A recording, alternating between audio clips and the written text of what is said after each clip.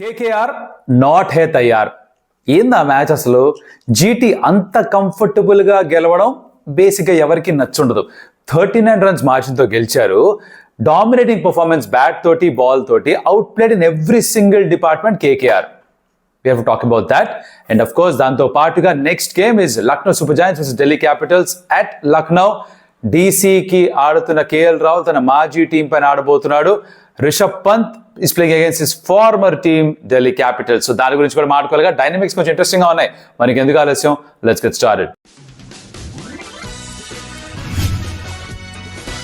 Welcome to Stump Tales. నా పేరు Kaushik. First things first, ఈ మ్యాచ్ అసలు ఎవ్వరికి ఎక్కువ ఉండదుగా. సప్పగా వెళ్ళిపోయింది. మరి సప్పగా వెళ్ళిపోయిన మ్యాచ్ కూడా మనం రివ్యూ చేయాలంటే దాన్ని సప్ప కాకుండా ఇంకెలా చేయాలి కాబట్టి ప్రయత్నం చేయబోతున్నాం. ఆ ప్రయత్నం ఎక్కడ నచ్చితే కనుక ఒక like, share, subscribe to Stump Tales. నచ్చితేనే చేయండి, లేకపోతే ఫోర్స్ ఏమీ లేదు. సరే, మ్యాచ్లో ఏట్రా జరిగింది అంటే ఫస్ట్ బ్యాటింగ్ చేస్తూ జీటీ 198 స్కోర్ చేశారు. రైట్, కేకేఆర్ సరిగ్గా ఆడలేదు బాస్. ఏ మాట కా మాట. డీటెయిల్స్లోకి వెళ్ళిపోదామా? సరే, ఇప్పుడు శుభ్మన్ గిల్, సాయి సుదర్శన్, జాస్ బట్లర్, ఈ త్రిమూర్తులు ఫర్ గుజరాత్ టైటన్స్. వీళ్ళు ఆడకపోతే ఏమవుతుంది చూద్దాం అనుకుంటే అది జరగట్లేదుగా. ప్రతి మ్యాచ్లో, ఇప్పటిదాకా జరిగిన ప్రతి మ్యాచ్లో కూడా కనీసం ఎవరో ఒకళ్ళు ఒక హాఫ్ సెంచరీ కొట్టిబారు దొక్కుతున్నారు. వాళ్ళ ప్రాబ్లం వాళ్ళ middle order which is untested. ఎప్పటికి టెస్ట్ అవుతుందో తెలియదు. ప్రాబ్లం ఏంటంటే జీటీకి ఇక్కడ అంతా బాగా ఆడేసి, లీగ్ ఫేజ్ మొత్తం అంతా బాగా ఆడేసి కరెక్ట్గా ప్లే ఆఫ్స్కి వెళ్ళంగానే కొప్పుకోలేపారు అనుకో, టాప్ ఆర్డర్ మొత్తం అవుట్ అయిపోయి మిడిల్ ఆర్డర్ అంతా అని బిక్కం వేసుకొని చూస్తున్నారు అనుకో, ఊహిస్తేనే భయంకరంగా ఉంది. అప్పుడు తెలుస్తుంది బాధ ఏంటో. అది జరిగేదేదో ముందే జరిగితే వాళ్ళకి ఎంత బలం ఉంది, వాళ్ళు దేని మీద పని చేయాలి, వాళ్ళకి కాస్త ఒక క్లారిటీ వస్తుంది. చూసే వాళ్ళకి మనకు కూడా క్లారిటీ వస్తుంది.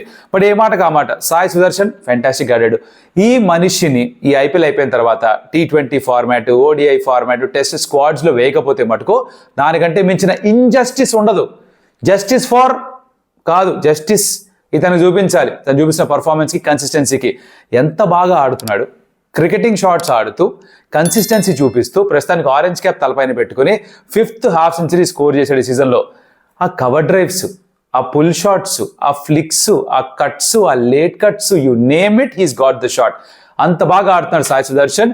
Along with his captain Shubman Gill ఒక 100+ పార్ట్నర్షిప్ కూడా నిర్మించారు ఫస్ట్ వికెట్కి.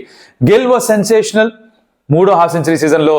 అంటే సాయి సుదర్శన్ అంత కన్సిస్టెంట్గా లేకపోయినా కూడా తను కొట్టినప్పుడల్లా కూడా మ్యాచ్ వినింగ్ ఎఫర్ట్స్గా మారుతున్నాయి. SRH తోటి ఓ 50+ నాక్ కొట్టాడు హైదరాబాద్లో, ఇఫ్ యూ రిమెంబర్. అండ్ ఇక్కడ కూడా 90 innings ఆడాడతారు. Century was they for the taking. 20 overs ఆడుంటే 200 కంటే ఎక్కువ స్కోర్ చేసి ఉండేవాడు. అది వేరే విషయం, అది జరగలేదు. Full toss ball Rinku Singh catch ఇచ్చి వెళ్ళిపోయాడు, వేరే విషయం అనుకోండి. బట్ ఆడినంత సేపు చాలా బాగా ఆడాడు. ఇన్ఫాక్ట్ పవర్ ప్లే మొత్తం అంతా కూడా కొంచెం నెమ్మదిగానే స్టార్ట్ చేశాడు. 5th ఓవర్లోనే ఎప్పుడో అనుకుంటా ఆ బౌండరీ స్కోర్ చేయడం స్టార్ట్ అయింది. అక్కడ నుంచి టేక్ ఆఫ్ చేశాడు. అసలు ఆగి చూడలేదు వెనక్కి. పోతూనే ఉన్నాడు, ఇంకా టాప్ గేర్లో పోతూనే ఉన్నాడు. టాప్ గేర్లో ఎక్కడ కూడా స్లాగ్స్ లేవు, ఏం లేవు. మంచి విప్లాష్, పుల్స్, కట్స్, డ్రైవ్స్, లాఫ్ట్స్ అన్నీ ఆడేశాడు. సూపర్ నాక్ శుభ్మన్ గిల్ నుంచి. యాజ్ ఎ క్యాప్టెన్ లీడ్ చేస్తున్నాడు. ఇంట్రెస్టింగ్ విషయం ఏంటి తెలుసా? టాస్ జరిగినప్పుడు డానీ మారిసన్ మాట అడిగాడు. ఒకటేమో put up a good sexy score on the board అన్నాడు. స్కోర్లో సెక్సీ ఏంటో నాకు అర్థం కాలేదు. మీకు ఏమైనా తెలిస్తే కాస్త చెప్పండి నాకు. దాని పాటు లాస్ట్లో you looking very good, I going to get married soon అని అడిగాడు. చూడడానికి చాలా చక్కగా ఉన్నావు, త్వరలో పెళ్ళేమన్నా చేసుకుంటున్నావు అని అడిగాడు. ఏందయ్యా నువ్వు, మా పక్కింటి పిన్ని గారుల దారా డానీ మారిసను ఎవరిని అడుగుతారు ఇట్లా? ఆ బిడ్డ 24 సంవత్సరాలు ఆడుకొని రాదు, 24-25 సంవత్సరాలు క్రికెట్ ఆడుకొని ఏం తొందర ఇప్పుడు పెళ్లి చేసుకోవడానికి? ఎందుకు పెళ్లి చేయాలి కుర్రాడికి ఇప్పుడు అర్జెంటుగా? ఎవరైనా చెప్పారు నీకు వీళ్ళ తాలూకా వీళ్ళ అమ్మాయిని డేట్ చేస్తున్నాడు, త్వరగా పెళ్లి చేయాలని చెప్పారు మీకు ఏమన్నా? అసలు క్వశ్చన్ అడుగుతారు ఎవరన్నా టాస్ అప్పుడు?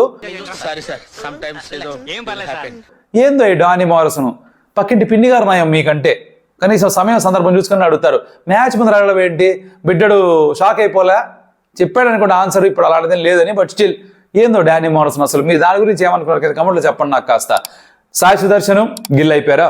జాస్ బట్లర్ 13వ ఓవర్లో వచ్చి, అంటే ఒక ప్లాట్ఫామ్ లే చేసి ఉండింది కాబట్టి తగులుకున్నాడు అసలు. ఫస్ట్ 10 balls 21 డామ్ చూసుకొని షార్ట్స్ ఆడుతున్నాడు. యూజువల్లీ ఒక 10-15 balls నెమ్మదిగా అలా సింగిల్స్, సింగిల్స్, 2 side తర్వాత యాక్సిలరేట్ చేస్తాడు. అలాంటిది డిఫరెంట్ మైండ్ సెట్లో వచ్చాడు. ఏదో నెట్స్లో ప్రాక్టీస్ చేసి వచ్చినట్టుగా వచ్చి ఫస్ట్ బాల్ నుంచి కొట్టడం మొదలెట్టాడు. తర్వాత కొంచెం స్లో డౌన్ అయిపోయాడు. వాస్తవం అది. లాస్ట్లో 2 4s కొట్టాక మేకప్ అయింది. కానీ స్కోరింగ్ రేటు ఈవెన్చువల్గా 40% స్కోర్ చేశాడు. కానీ మొదటి 10 balls ఉన్న స్ట్రైక్ రేట్ తర్వాత మెయింటైన్ చేయలేదు తను. ఇప్పుడు షారుఖ్ వచ్చి లాస్ట్లో 6 కొట్టడం, మొత్తానికి 198 అయితే స్కోర్ చేశారు జీటీ. కేకేఆర్ బౌలర్స్ విషయానికి వస్తే స్పిన్నర్స్కి వికెట్సే ఇవ్వాల. అంటే వాళ్ళు సరిగ్గా బౌలింగ్ వెళ్ళేదని కాదు, జీటీ బ్యాటర్స్ యాక్చువల్లీ బాగా ఆడారు. వాళ్ళకి ఎక్కడ కూడా రిస్క్ తీసుకోకుండా, వాళ్ళకి అనవసరంగా వికెట్స్ ఇచ్చి వాళ్ళని తలపైన ఎక్కించుకోకుండా, వాళ్ళకి ఎక్కువ మర్యాద ఇచ్చేసి వాళ్ళని డామినేట్ చేయనివ్వకుండా వీళ్ళు బ్రహ్మాండంగా బ్యాటింగ్ చేశారు. సో నలిఫై చేశారు వాళ్ళ స్పిన్ ట్విన్స్ని, నలిఫై చేశారు వాళ్ళ మీడియం పేసర్స్ని. రసెల్ వచ్చి ఒక వికెట్ తీసుకున్నాడు సాయి సుదర్శన్ది. బట్ రసెల్ మీకు విషయం తెలుసా, ఈ సీజన్ మొత్తం అంతా కలిపేసి 45 బాల్స్ ఇప్పటిదాకా 8 మ్యాచ్లు అయ్యాయి, 45 బాల్స్ వేసాడు. ఎన్ని కోట్లు రిటర్న్ చేసినా గుర్తుందా మీకు? 45 బాల్స్ చేయడం, 40 బాల్స్ బ్యాటింగ్ చేయడం. ఏంటో మనిషి నాకు బొత్తిగా అర్థం కావట్లేదు. బ్యాటింగ్ గురించి మాట్లాడతాం వస్తున్నా, but this tactic of KKR అర్థం కావట్లేదు. ఈజ్ ఇంజర్డ్, 4 ఓవర్లు వేయలేడా, వేయలేని పక్షంలో టీంలో ఎందుకు ఆడిస్తున్నారు, ఇలాంటి క్వశ్చన్స్ రావాలి. బౌలింగ్ సరే 198 ఓకే, చేస్ చేస్తారేమో, కనీసం ఎఫర్ట్ పెడతారేమో అనుకుంది. కేకేఆర్ బ్యాటింగ్కి వచ్చాక ఇంటెంట్ ఏది అసలు? ఓపెనర్స్ సరిగా స్టార్ట్ చేయలేదు. గురుబాస్ని తీసుకొచ్చారు క్వింటన్ డికాక్ స్థానంలో. ఫస్ట్ ఓవర్లో తను అవుట్ అయిపోయాయి. సరే అవుట్ అయ్యాడు, ఏం చేయలేడు అనుకుందాం. నరీను తనేం రన్స్ రావట్లేదు, సునీల్ నారాయణకి ఏమైందో అర్థం కావట్లేదు, షార్ట్స్ ఆడట్లేదు. అంటే ఓ 4 కొట్టిన తర్వాత స్టెప్ అవుట్ అయ్యి పక్కకి జరిగి సిరాజ్ 6 కొట్టాడు. But still it's not the last seasons Narine అయితే కాదు, తను ప్రాబ్లం. అజింక్య రహానే బాగానే ఆడుతున్నాడు, తన వంతు కృషి తను చేస్తున్నాడు. 36 బాల్స్ 50 కొట్టాడు, అయినా కూడా ఎక్కడ ఆనలేదు. ఎందుకంటే తన చుట్టూ మిగతా ఎవరు కూడా సరిగ్గా రన్స్ కొట్టట్లే. వెంకటేశ్వర్ 21 crores దేనికి ఇచ్చారు భయ్యా? ఆ ప్రెషర్ ఏమన్నా ఫీల్ అవుతున్నావా? సన్ రైజ్ హైదరాబాద్ ఒక నాక్ ఆడావు కానీ మిగతా ఎక్కడ కూడా రన్స్ కొట్టట్లేగా. SRHతో గెలిపించిన తర్వాత ఒక స్టేట్మెంట్ ఇచ్చాడు పోస్ట్ మ్యాచ్ ప్రెజెంటేషన్లో. ఏమన్నాడు? మేము ప్రతి బాల్ కొట్టక్కర్లా, మేము వాళ్ళు ఆడక్కర్లా, మేము నార్మల్గా ఆడి కూడా గెలుస్తామన్నాడు. లాస్ట్ సీజను హోప్ మ్యాచెస్ 2 ఓడిపోయారు, మొత్తం అంతా సీజన్ కలిపి 3 మ్యాచ్లు ఓడిపోయారు లీగ్ ఫేజ్లో. ఇప్పుడు 5 ఓడిపోయారు. మారింది ఎవర్రా అంటే మెంటోర్ లేడు, కెప్టెన్ అయ్యర్ లేడు, ఓపెనర్ సాల్ట్ లేడు, మిచెల్ స్టార్క్ లేడు. ఇంత మార్పులు వచ్చేసాయి మరి వాళ్ళకి. 12 మంది లాస్ట్ సీజన్లో ఉన్న ప్లేయర్స్ని మళ్ళీ తెచ్చుకున్నారు ఆప్షన్లో, 6 రిటైన్ చేసుకుని 6 మళ్ళీ కొన్నారు ఆప్షన్లో. వర్కౌట్ అవ్వట్లే. బ్యాటింగ్లో ఇంటెంట్ అయితే 0. వెంకటేశ్వర్ నుంచి రన్స్ లేవు, 19 బాల్స్లో 14. తర్వాత వచ్చిన వాళ్ళందరూ కూడా వచ్చినట్టు వెళ్ళిపోతున్నారు. రసల్ వచ్చాడు, రషీద్ ఆడాడు. అయ్యా నీకు నమస్కారం, గుగ్లీ వేస్తాడని తెలుసు. రషీద్ ఖాన్ని గత 3-4 సంవత్సరాలుగా 2018 నుంచి ఎవరైతే ఫాలో అవుతున్నారో తెలుసు గుగ్లీలు ఎక్కువ వేస్తాడని, లెగ్ స్పిన్ ఎక్కువ టర్న్ అవుతుందని తెలుసు. అయినా బాల్ని పిక్ చేయట్లేదు రసలు. కొడుతున్నాడు, గట్టిగా కొడుతున్నాడు, గాల్ని కొడుతున్నాడు, బాల్కి ఎక్కడ కాంటాక్ట్ కూడా లేదు. అలా తను అవుట్ అయిపోయాడు. ఓవర్లో 3 బాల్ బీట్ అవ్వడం, 1 బాల్ ఇన్సైడ్ హాఫ్ తగిలి బౌండరీ వెళ్ళింది, కానీ తర్వాత స్టెప్ అవుట్ అయ్యాడు, స్టంప్ అవుట్ అయ్యాడు. అలా రసల్ అయిపోయాడు. దాని తర్వాత కేల్కదం, దుఃఖనమ్మన్, రింకు సింగ్ వీళ్ళందరూ. అంకరేజ్ కొంచెం నెంబర్ 9 పంపిస్తారా ఇంపాక్ట్ సబ్గా? అర్థమవుతుంది అసలు ఏం చేశారు కేకేఆర్? వాళ్ళకన్నా అర్థమైతే చాలు, నాకైతే అర్థం కాలేదు. మీకు ఏమైనా అర్థమైందో కమెంట్లో చెప్పండి. పూర్తిగా ఈ మ్యాచ్లో అయితే వాళ్ళు complete failure, strategy wise failure, intent wise failure, batting wise failure, ఫీల్డ్లో కొన్ని క్యాచ్లు వదిలేశారు. ఓవరాల్గా it's forgettable match for them. దీని ముందర 111 చేజ్ చేయలేదు, ఇక్కడేమో 198 చేజ్ చేసి అసలు ఏమాత్రం ఇంటెంట్ చూపించలేదు. కేల్కతం, నమస్కారం. కేకేఆర్ ఇప్పటి నుంచి సరిగ్గా ఆడితే బాగుంటుంది చూడడానికి. 3 గెలిచారు, ఇంకో 6 మ్యాచ్లు ఉన్నాయి, 5 గెలిస్తే క్వాలిఫై అవ్వచ్చు ఇప్పటికి కూడా. But can they do that? We don't know, will have to wait and see. Match అయిపోయింది, పక్కన పెడదాం. నెక్స్ట్ ప్రివ్యూ గురించి మాట్లాడుకుందాం. ప్రివ్యూ ఎవరిది? Lucknow Super Giants, Delhi Capitals. ఎక్కడ ఆడుతున్నారు? లక్నోలో ఆడుతున్నారు. ఇక్కడ దాకా పిచ్ ఎలా ఉంది? కొంచెం మారింది. గతంలో 2 సంవత్సరాల క్రితం అయితే కొంచెం స్లోగా టర్నింగ్ ట్రాక్స్ ఉండేవి, ఇప్పుడు కొంచెం బెటర్ అయ్యాయి. 180-200 మధ్యలో స్కోర్స్ వస్తున్నాయి. ఎల్ఎస్జీకి వాళ్ళ బలం ఏంటి? వాళ్ళ త్రిమూర్తులు at the top. Sai Sudharsan, Jos Buttler, Gill కాదు, వీళ్ళకి త్రిమూర్తులు ఉన్నారు. Aiden Markram, Mitchell Marsh, Nicholas Pooran. వీళ్ళు కొడితే రన్స్, వీళ్ళు కొట్టకపోతే పులుసు కలిపేస్తారు. పెద్దగా రన్స్ వెళ్ళిన దాని తర్వాత రిషబ్ పంత్కి ఫామ్ లేదు. ఆయుష్ బడోని ఉన్నా అంటే ఉన్నా అనిపిస్తున్నాడు. మిగతా ఎవరి నుంచి కూడా రన్స్ పెద్దగా రావట్లేదు. బౌలింగ్ డిపార్ట్మెంట్ బాగానే పనిచేస్తుంది వీళ్ళది. అంటే వీళ్ళ స్థాయికి మించి పర్ఫామ్ చేశారు ఇప్పటిదాకా. మొన్న మ్యాచ్లో ఆవేష్ ఖాన్ 9 రన్స్ సేవ్ చేసుకోవడం అగేన్స్ట్ ఆడుతున్నప్పుడు లాస్ట్ ఓవర్లో. శార్దుల్ అక్కడక్కడ వికెట్స్ తీసుకోవడం తను చేస్తూ ఉన్నాడు. ఆకాశ్ దీప్ ఆడట్టు, తన సన్లో ప్రిన్స్ వచ్చాడు, తను బాగానే వేశాడు. దిగ్వేష్ రాఠీ బాగానే బౌలింగ్ చేస్తున్నాడు. బిష్నోయ్ బాగానే బౌలింగ్ చేస్తున్నాడు. తర్వాత మయాంక్ యాదవ్ని ఆడిస్తారేమో చూడాలి. మన ఇంపాక్ట్ సబ్లో ఉన్నాడు కానీ ఒక బ్యాటర్ని దింపాల్సి వచ్చింది కాబట్టి మయాంక్ని దింపలేకపోయారు వాళ్ళు ఆ మ్యాచ్లో. బట్ వర్కౌట్ అయింది, వాళ్ళకి ఈవెన్చువల్గా గెలిచారు.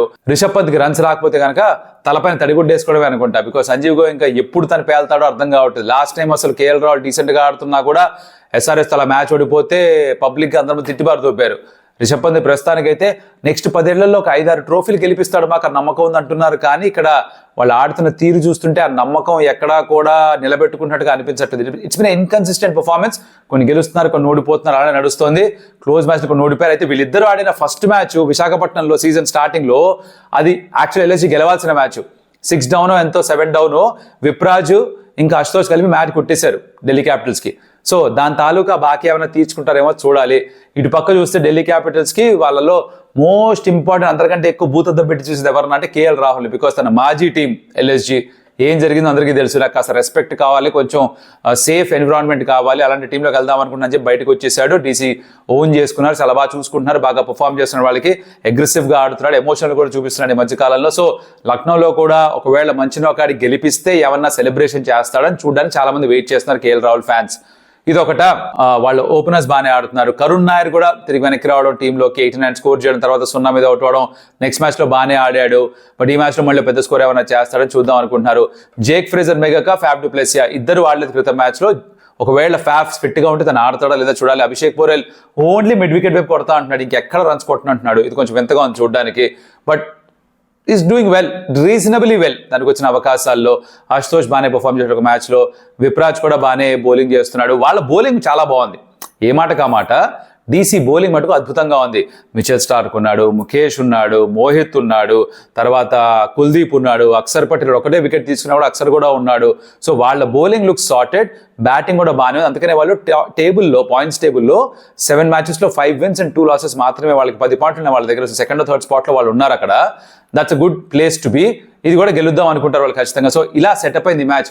ఎకానా స్టేడియంలో కేఎల్ రాహుల్ సెలబ్రేషన్ ఏమైనా చూస్తామా? మీకేమనిపిస్తుంది కమెంట్లో చెప్పండి. మీ ఉద్దేశంలో ఎవరు players to watch out for?